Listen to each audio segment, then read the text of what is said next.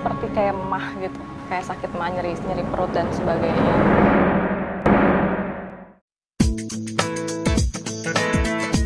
Assalamualaikum warahmatullahi wabarakatuh. Pemirsa Syafaat, bagaimana kabar kesehatan Anda hari ini? Semoga Allah Subhanahu wa Ta'ala memberikan nikmat sehat untuk Anda, karena kesehatan adalah karunia terbaik setelah iman. Namun seringkali kita malah mengabaikan kesehatan. Beberapa gejala penyakit kadang tidak kita sadari keberadaannya di tubuh. Perhatikan ketika Anda buang air besar. Pernahkah Anda mengalami pendarahan saat buang air besar? Setelah beberapa waktu, darah yang keluar semakin banyak dan disertai nafsu makan yang hilang. Atau sakit perut terus-menerus yang Anda kira adalah sakit mah biasa, namun tidak hilang saat diobati dengan obat mah. Dan Anda sering merasakan kelelahan dan lemas yang teramat sangat.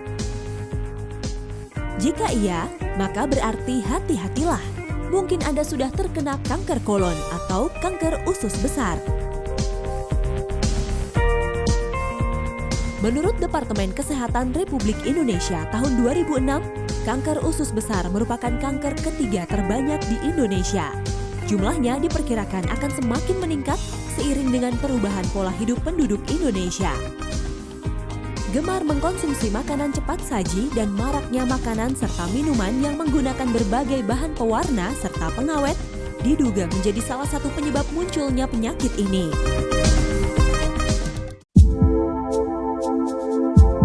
Begitu pula yang terjadi pada ibu muda yang aktif dalam sosial media ini. Irma divonis mengidap kanker usus besar 10 tahun yang lalu. Karena kebiasaan yang tidak sehat seperti gemar mengkonsumsi makanan cepat saji dan tidak suka makan sayur, membuat ibu dua anak ini kehilangan 40 cm usus besarnya yang harus diangkat karena kanker. Tidak berhenti di situ, 5 tahun berikutnya, Irma kembali dikagetkan oleh munculnya kembali sel-sel kanker dalam usus besarnya yang sebelumnya sudah dinyatakan bersih oleh dokter. Namun hal ini tidak membuat Irma putus asa dan terus berusaha untuk berpikir positif untuk kesembuhannya. Sekarang setelah 10 tahun berlalu, Irma sebagai survivor kanker usus besar tetap menjalankan terapi-terapi medis dan alternatif untuk menjaga kesehatannya, serta merubah pola hidup dan menjalani pola makan yang sehat. Lalu seperti apakah penyakit kanker usus besar ini? Apa saja penyebab dan gejalanya? Dan bagaimana pandangan medis modern dan Islam tentang pengobatan dan cara menghindari kanker usus besar ini? Simak terus di Syafaat hari ini.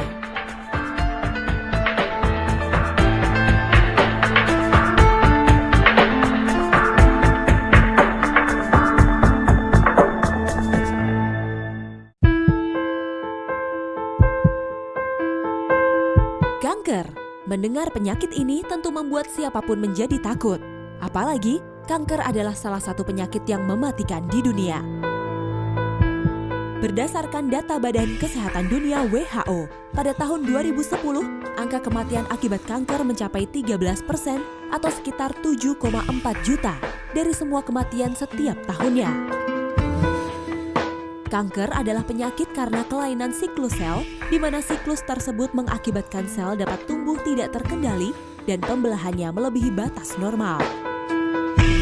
Jika sel-sel terus membelah tanpa kontrol ketika sel-sel baru tidak diperlukan, maka akan terbentuk suatu massa jaringan.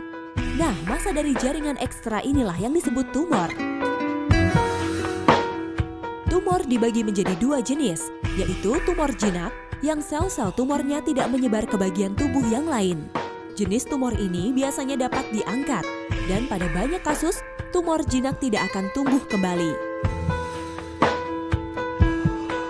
Yang kedua adalah tumor ganas. Tumor jenis inilah yang biasanya disebut kanker. Sel-sel kanker dapat menyerang dan merusak jaringan-jaringan dan organ-organ yang terletak di dekat tumor. Sel-sel kanker juga dapat pecah dan keluar dari satu tumor ganas dan masuk ke dalam aliran darah atau sistem getah bening.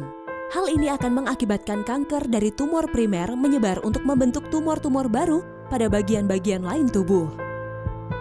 Proses penyebaran ini disebut metastasis. satu jenis kanker yang menyerang saluran pencernaan manusia adalah kanker usus besar. Kanker usus besar biasanya ditandai dengan tumbuhnya polip pada bagian dalam dinding usus besar. Apabila dibiarkan, polip tersebut akan berkembang terus membesar dan semakin lama akan menjadi ganas dan menyebar menjadi kanker usus besar.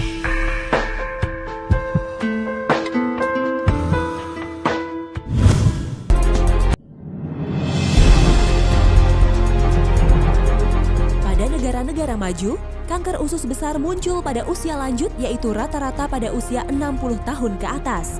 Dan kasus kanker usus besar pada usia di bawah 50 tahun hanya 3-8% dari total penderita. Dan rata-rata penyebab kanker ini karena faktor genetik. Namun hal ini berbeda dengan kasus yang terjadi di Indonesia. Pasien berusia muda di Indonesia jauh lebih banyak. Hampir 51% pasien berusia di bawah 50 tahun. Dan jenis kanker usus besar di Indonesia adalah sporadik, yang artinya penderita kanker tidak mempunyai riwayat kanker pada keluarga. Kanker usus besar ini sangat ganas karena menyebabkan kematian 608.000 penderita kanker usus besar di seluruh dunia per tahun.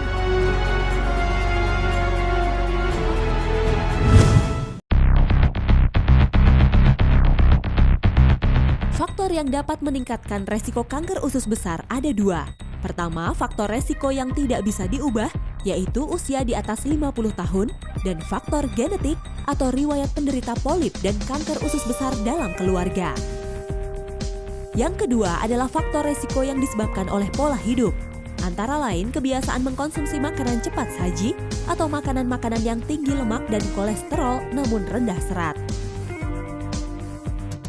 Lemak yang berlebihan yang masuk dalam tubuh akan menghasilkan zat karsinogen yang dapat menyebabkan kanker. Penyebabnya mungkin dulu lifestyle kali. Saya nggak suka sayur, saya nggak suka olahraga, saya juga pencinta junk food kayak gitu-gitu yang diawet-awetkan gitu ya. Saya suka banget. Dokter sih bilang seperti itu faktor-faktor pencetusnya gitu. Mungkin faktor genetik mungkin gitu ya. Menurut dokter seperti itu. Kurangnya serat dalam asupan makanan sehari-hari menjadi penyebab terjadinya masalah pada pencernaan seperti konstipasi atau susah buang air besar. Permasalahan pada pencernaan seperti ini dapat memicu tumbuhnya polip-polip dalam usus besar yang akan berkembang menjadi kanker. Konsumsi makanan-makanan tinggi serat seperti sayur-sayuran dan buah-buahan akan membersihkan usus dari zat-zat karsinogen yang dapat membantu mengurangi resiko kanker. Selain itu, orang-orang dengan pola hidup tidak sehat yaitu merokok dan mengkonsumsi alkohol yang berlebihan juga menjadi faktor pencetus terjadinya kanker usus besar. Begitu juga orang-orang dengan penyakit diabetes mellitus tipe 2 dan orang-orang yang obesitas juga beresiko terkena kanker usus besar.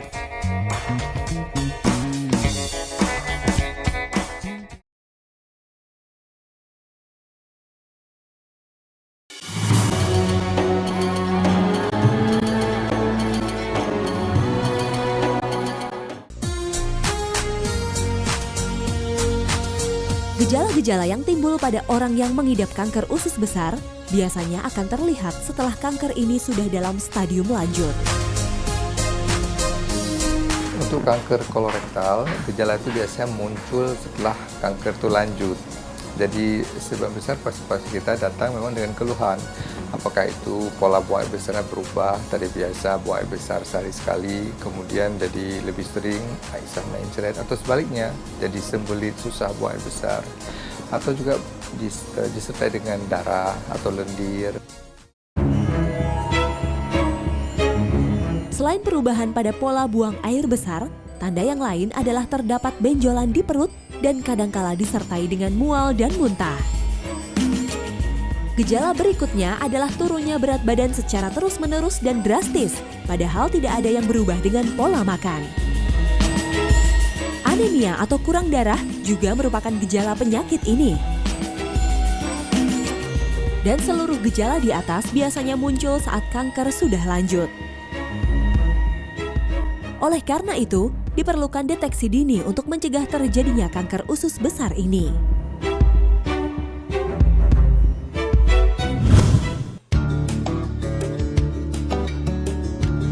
Kanker usus besar dapat disembuhkan apabila deteksi dini dilakukan awal sebelum penyakit ini berkembang. Deteksi dini juga dapat mencegah terjadinya kanker usus besar karena polip atau pertumbuhan prakanker dapat ditemukan dan diangkat sebelum menjadi kanker.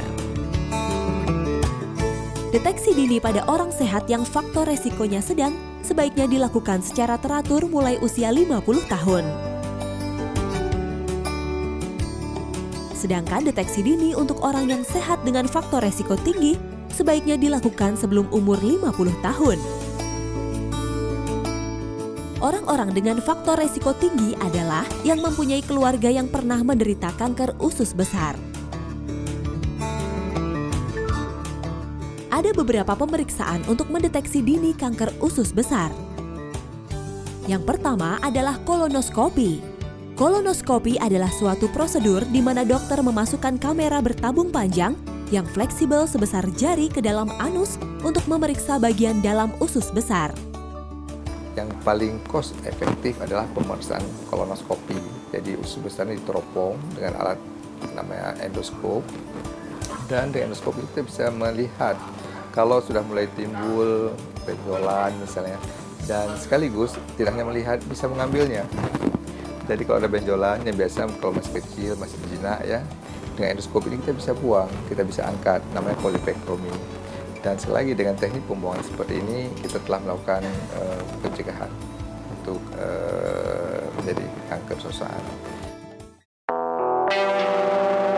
Jika ditemukan polip-polip yang tumbuh di bagian dalam usus besar, maka polip tersebut bisa langsung diangkat.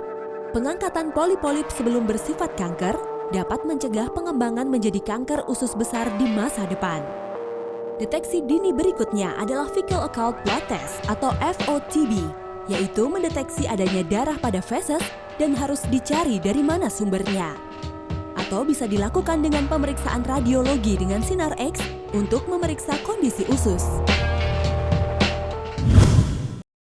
Ya bani Adam khudhu zinatakum 'inda kulli masjidin wa kulu washrabu wa la tusrifu innahu la yuhibbul musrifin. Hai anak Adam, pakailah pakaianmu yang indah di setiap memasuki masjid. Makan dan minumlah dan janganlah berlebih-lebihan. Sesungguhnya Allah tidak menyukai orang-orang yang berlebih-lebihan. Al-Quran Surat Al-A'raf ayat 31. Imam Al-Qurtubi menjelaskan dalam tafsirnya, menurut Ibnu Abbas dalam ayat ini, Allah menghalalkan makanan dan minuman selama tidak berlebihan. Makanan dan minuman yang sesuai dengan kebutuhan adalah yang dapat menghilangkan rasa lapar dan dahaga. Hal seperti ini menurut syariat dan logika sangat dianjurkan, karena hal ini dapat menjaga kesehatan jiwa dan indera. Rasulullah SAW bersabda, tidak ada yang lebih buruk bagi anak Adam daripada memenuhi perutnya melebihi makanan yang dapat meluruskan tulang rusuknya. Jika mustahil untuk melakukannya, maka hendaklah ia menyediakan sepertiga perutnya untuk makan, sepertiga untuk minum, dan sepertiga untuk bernafas. Jika sudah terisi banyak makanan, perut menjadi sempit untuk diisi minuman. Jika sudah diisi terlampau banyak dengan minuman, maka perut semakin sempit untuk diisi udara. Bila itu terjadi, maka kelesuan, kemalasan, dan kelelahan akan menghinggapi orang yang makan terlalu kenyang. Hal ini sangat membahayakan kesehatannya, sebab akan membuat tubuh sering sakit-sakitan dan jiwanya menjadi pemalas. Perut yang terlalu penuh akan membuat pelakunya gemar menganggur, pikirannya tumpul dan hilanglah semangat kerjanya. Akibatnya, timbullah berbagai angan-angan yang buruk dalam pikirannya.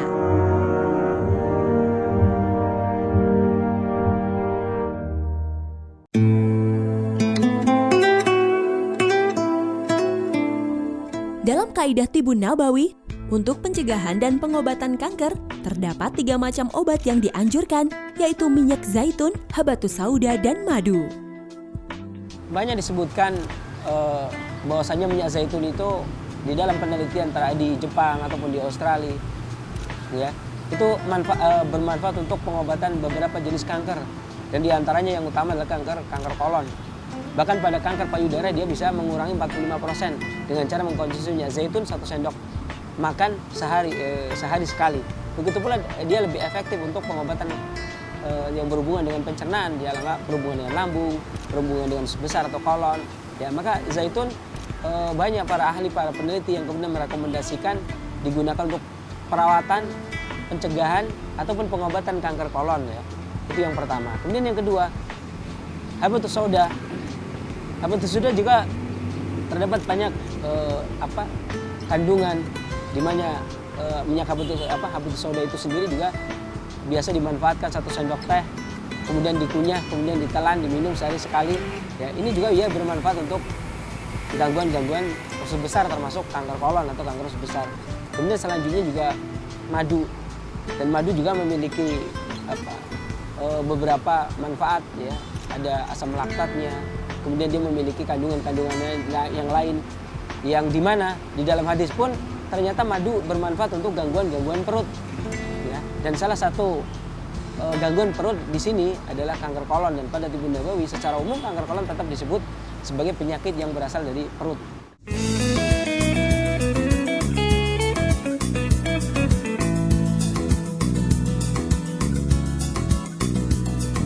Minyak zaitun kaya antioksidan dan polifenol.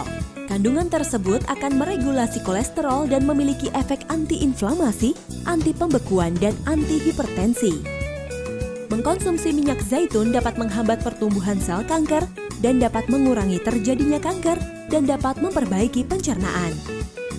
Cara mengkonsumsinya bisa diminum langsung ataupun digunakan sebagai bumbu salad. Habatus sauda mengandung fitosterol yang bermanfaat untuk menormalkan kolesterol dan mampu mencegah kanker usus. Kandungan habatus sauda dapat meningkatkan sistem imunitas tubuh yang berguna melawan sel kanker. Sedangkan di dalam madu, terdapat asam laktat yang mengandung lactobacillin yang dapat menghambat pertumbuhan sel kanker dan tumor.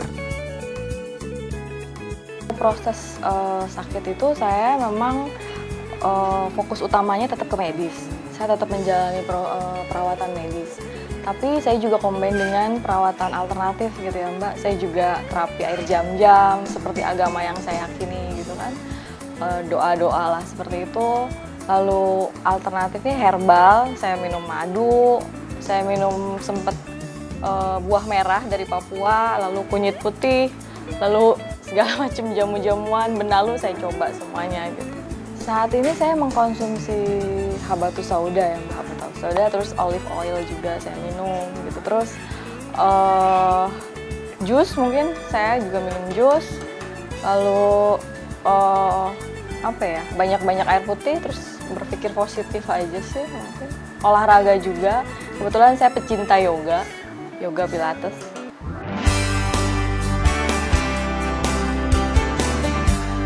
Selain pengobatan dan upaya pencegahan, kita juga harus tetap berpikir positif agar terhindar dari stres yang akan memperburuk kondisi kesehatan kita. Saya mencoba berpikir positif ya waktu saya ternyata divonis kanker kolon. Saya mencoba berpikir bahwa ini bukan, saya memandangnya nggak sebagai teguran atau hukuman dari Allah, tapi saya pikir ini mungkin pasti ada hikmahnya gitu. Saya jadi lebih aware sama kesehatan saya gitu. Saya lebih menghargai hidup yang saya miliki saat ini gitu. Jadi sudah pasti otomatis lebih sehat, minimal berusaha lebih sehat. Makan saya jaga, yang tadinya anti sayur sekarang pokoknya setiap hari harus ada sayur gitu. Harus ada buah, olahraga, terus ya itu berpikir positif tadi. Kanker usus besar adalah penyakit yang datangnya dari Allah dan harus diyakini bahwa segala macam penyakit pasti ada obatnya dan Allah tidak akan memberikan ujian melebihi kesanggupan dari hamba-Nya. Begitu pula dengan kanker usus besar yang untuk berusaha menjalankan berbagai pengobatan. Sampai aktivitasnya sebagai seorang penulis di media sosial. Sebenarnya kanker itu ada ungkapan atau pepatah bahwa kanker itu penyakit yang mengerikan gitu ya Mbak.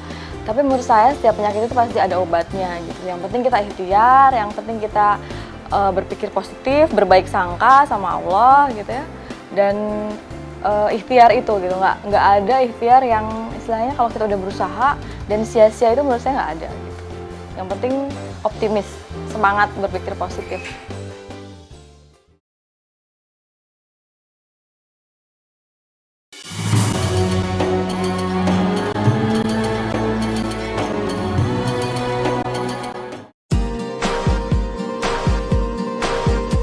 Mengkonsumsi makanan tinggi serat seperti sayur dan buah sangat baik untuk melancarkan saluran pencernaan tubuh kita. Serat makanan yang masuk ke usus memiliki sifat yang dapat mengikat air, sehingga sisa-sisa makanan yang tidak tercerna oleh usus menjadi lebih berat, volumenya lebih besar dan lebih lunak. Hal ini akan memungkinkan sisa makanan untuk bergerak melewati saluran pencernaan lebih cepat dan lebih teratur. Volume feses yang besar dan lunak menyebabkan feses mudah dikeluarkan tanpa harus ngeden atau kontraksi otot usus. Kekurangan serat makanan akan menyebabkan feses menjadi keras dan diperlukan kontraksi otot yang kuat untuk mengeluarkannya. Hal ini sering menyebabkan konstipasi atau susah buang air besar. Pada beberapa orang, hal ini juga dapat mengakibatkan terjadinya ambeien.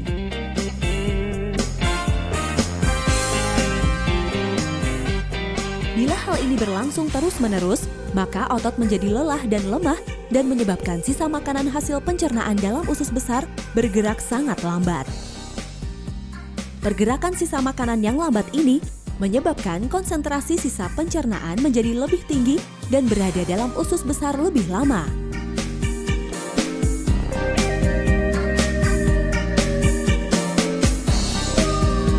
Makin lamanya waktu transit sisa pencernaan dalam usus besar berakibat tersedianya cukup waktu untuk bakteri-bakteri pembusuk dalam usus untuk merombak bahan makanan dan asam empedu. Rombakan makanan oleh bakteri ini menghasilkan senyawa-senyawa karsinogenik atau senyawa penyebab kanker yang dapat merusak usus besar.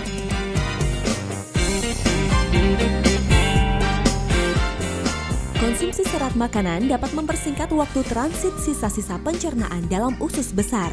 Dengan makin pendeknya waktu transit, maka komponen-komponen sisa pencernaan tersebut tidak sempat difermentasi oleh bakteri usus.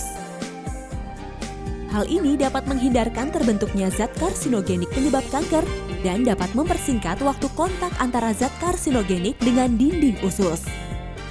Kontak singkat tersebut dapat mencegah terjadinya kanker kolon atau kanker usus besar.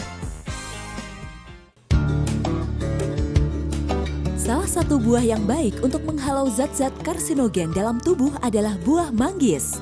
Sebab di antara sekian banyak jenis buah, manggis memiliki kadar antioksidan yang paling tinggi dibandingkan dengan buah jeruk, beri, buah merah, dan lainnya. Antioksidan akan menyerap dan memusnahkan radikal bebas atau zat pemicu kanker dari dalam tubuh. Kandungan antioksidan yang tinggi pada buah manggis justru bukan pada buahnya, melainkan pada bagian kulitnya. Lalu bagaimana cara mengkonsumsi kulit buah manggis? Ekstrak kulit manggis kini sudah tersedia dalam bentuk kapsul, lebih praktis untuk dikonsumsi.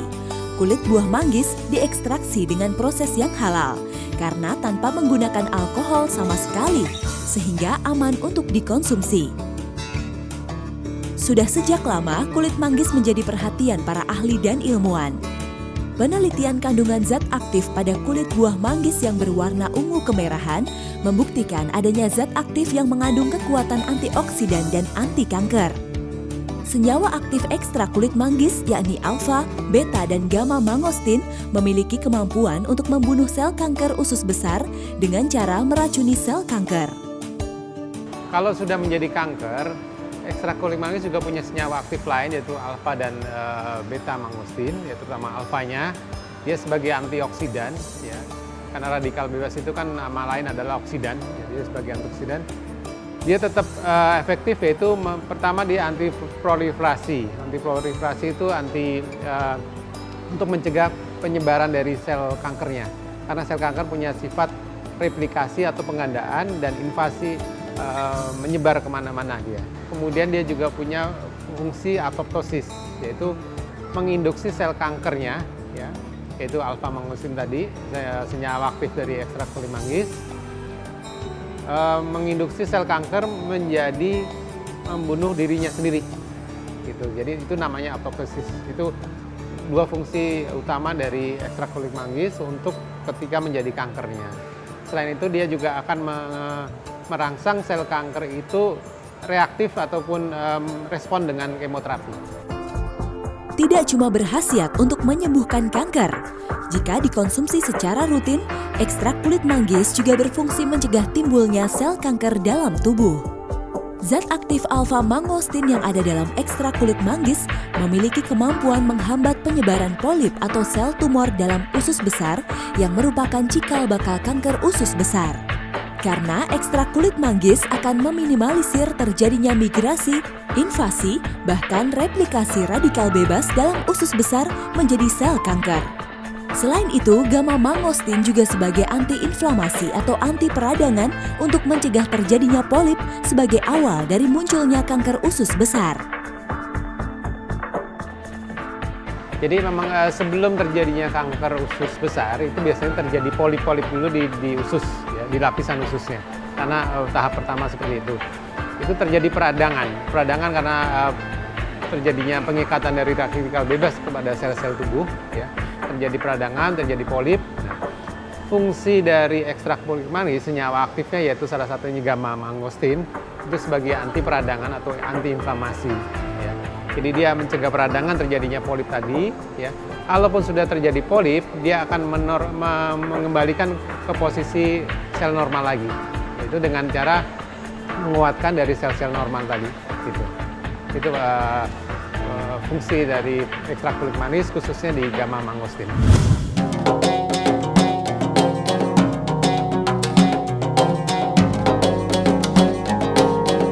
Islam. Jangan lupa saksikan terus Syafaat, insya Allah sehat walafiat. Wassalamualaikum warahmatullahi wabarakatuh.